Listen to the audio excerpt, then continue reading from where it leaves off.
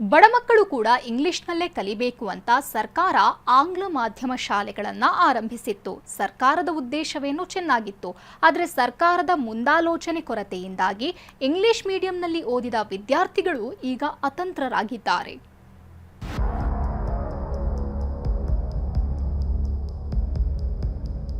ಸರ್ಕಾರಿ ಶಾಲೆಗಳಲ್ಲಿ ಆಂಗ್ಲ ಮಾಧ್ಯಮ ಕಲಿತಿದ್ದ ವಿದ್ಯಾರ್ಥಿಗಳು ಅತಂತ್ರ.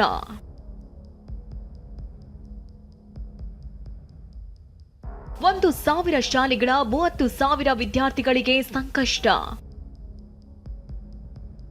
ಬಡ ಮಕ್ಕಳು ಕೂಡ ಇಂಗ್ಲಿಷ್ ಕಲಿಬೇಕು, ಬಡ ಮಕ್ಕಳು ಕೂಡ ಆಂಗ್ಲ ಮಾಧ್ಯಮದಲ್ಲೇ ಶಿಕ್ಷಣ ಕಲಿಬೇಕು ಅಂತ ಸರ್ಕಾರ 2018-19 ಸಾಲಿನಲ್ಲಿ ರಾಜ್ಯದಲ್ಲಿ ಆಂಗ್ಲ ಮಾಧ್ಯಮ ಶಾಲೆಗಳನ್ನು ಆರಂಭ ಮಾಡಿತ್ತು.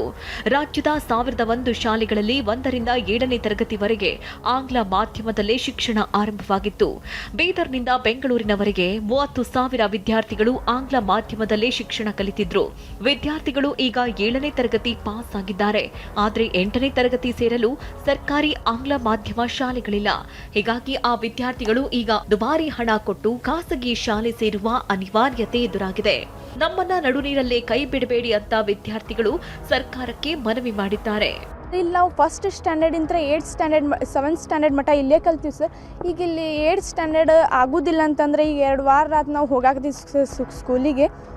ಟೆಕ್ಸ್ಟ್ ಬುಕ್ಕು ಕೊಟ್ಟಾರ ಸರ್. ನಮಗೆ ಈಗ ವಿದ್ಯಾಭ್ಯಾಸ ಕಳಿಸ್ಲಿಕ್ಕಂದ್ರೆ ನಮಗೆ ನಡು ನೀರಿನಾಗ ಕೈ ಬಿಟ್ಟಂಗೆ ಆಗುತ್ತೆ ಸರ್. ಪ್ಲೀಸ್ ನಮ್ಮ ಕರ್ನಾಟಕದ ಮುಖ್ಯಮಂತ್ರಿ ಅವರಿಗೆ ಕಳಕಳಿಯಿಂದ ಮಾಡಿಸ್ಕೊಡ್ಬೇಕಂತ ಕೇಳ್ಕೊತೀವಿ ಸರ್. ಇನ್ನು ಪೋಷಕರು ಕೂಡ 8ರಿಂದ 10ನೇ ತರಗತಿಯವರೆಗೆ ಆಂಗ್ಲ ಮಾಧ್ಯಮ ಶಾಲೆಗಳು ಓಪನ್ ಆಗಬೇಕು ಅಂತ ಆಗ್ರಹಿಸಿದ್ರು. ಸರ್ಕಾರ ಶಾಲೆಗಳಲ್ಲಿ ಯಾವ ಶಾಲೆಗಳಲ್ಲಿ ಆಂಗ್ಲ ಮಾಧ್ಯಮ ಇಲ್ಲ, ಯಾವುದು 8ರಿಂದ 10ನೇ ತರಗತಿವರೆಗೆ ಎಲ್ಲಿ ಸಹ ಇಲ್ಲ. ಈ ಮಕ್ಕಳು ಎಲ್ಲಿ ಹೋಗ್ಬೇಕೀಗ?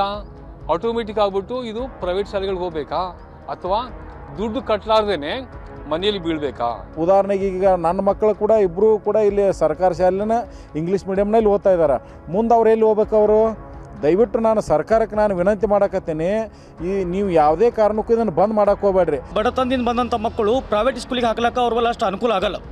ಮತ್ತು ಅದೇ ರೀತಿಯಾಗಿ ಸರ್ಕಾರ ಎಲ್ಲರಿಗೂ ಶಿಕ್ಷಣ ಸಿಗಬೇಕಂತೇಳಿ ಪ್ರಾರಂಭ ಮಾಡಿತ್ತು. ಈಗ 8ನೇ 9ನೇ 10ನೇ ಲಘುವಾಗಿ ಪ್ರಾರಂಭ ಮಾಡಿ ಮಕ್ಕಳ ಒಂದು ಶೈಕ್ಷಣಿಕ ವಂಚನೆ ಆಗುವುದನ್ನು ತಡೆಗಟ್ಟಬೇಕು. ಈ ಸಮಸ್ಯೆ ಬಗ್ಗೆ ಟಿವಿ9 ಶಿಕ್ಷಣ ಇಲಾಖೆಯು ಆಯುಕ್ತರನ್ನ ಪ್ರಶ್ನಿಸಿತ್ತು. 1-2 ಕಿಲೋಮೀಟರ್ ದೂರದಲ್ಲೇ ಸರ್ಕಾರಿ ಆಂಗ್ಲ ಶಾಲೆಗಳು ಇರದೇ ಇದ್ರೆ ಅದೇ ಶಾಲೆಯಲ್ಲಿ 8ನೇ ತರಗತಿ ಅಪ್ಗ್ರೇಡ್ ಮಾಡಲು ಸೂಚನೆ ನೀಡಿದ್ದೇವೆ ಅಂದ್ರು. ಎಲ್ಲಿ ವಿದಿನ್ 1 or 2 ಕಿಲೋಮೀಟರ್ಸ್ ರೇಡಿಯಸ್ಸು ನಮ್ಮ ಗವರ್ಮೆಂಟ್ದು 8ನೇ ತರಗತಿ ಇಂಗ್ಲೀಷ್ ಮೀಡಿಯಮ್ ಇಲ್ಲ ಅಂಥದ್ದು ಕಡೆ ಅದೇ ಶಾಲೆಯಲ್ಲಿ 8ನೇ ತರಗತಿ ಅಪ್ಗ್ರೇಡ್ ಮಾಡಿ ಕೊಡೋದ್ರ ಬಗ್ಗೆ ಈಗ ಇನ್ಫಾರ್ಮೇಷನ್ ಆಲ್ರೆಡಿ ಕಲೆಕ್ಟ್ ಆಗಿದೆ. ನಾವು ಇವತ್ತು ಸರ್ಕಾರಕ್ಕೆ ಪ್ರಸ್ತಾವನೆ ಕಳಿಸ್ಲಿದ್ದೀವಿ. ಅದರ ಪ್ರಕಾರ ವಿದಿನ್ ನೆಕ್ಸ್ಟ್ 2 to 3 days ತೀರ್ಮಾನ ತಗೊಳ್ತೀವಿ. ವಿದ್ಯಾರ್ಥಿಗಳು 7 ವರ್ಷ ಕಲಿಯೋವರೆಗೂ ಸುಮ್ಮನಿದ್ದ ಸರ್ಕಾರ ಈಗ ಮಕ್ಕಳು ಅತಂತ್ರ ಆದ ಬಳಿಕ ಅಲರ್ಟ್ ಆಗಿದೆ. ಇನ್ನಾದರೂ ಬಡ ವಿದ್ಯಾರ್ಥಿಗಳಿಗೆ 8ರಿಂದ 10ನೇ ತರಗತಿಯವರೆಗೆ ಇಂಗ್ಲಿಷ್ ಮಾಧ್ಯಮ ಆರಂಭಿಸಬೇಕಾಗಿದೆ.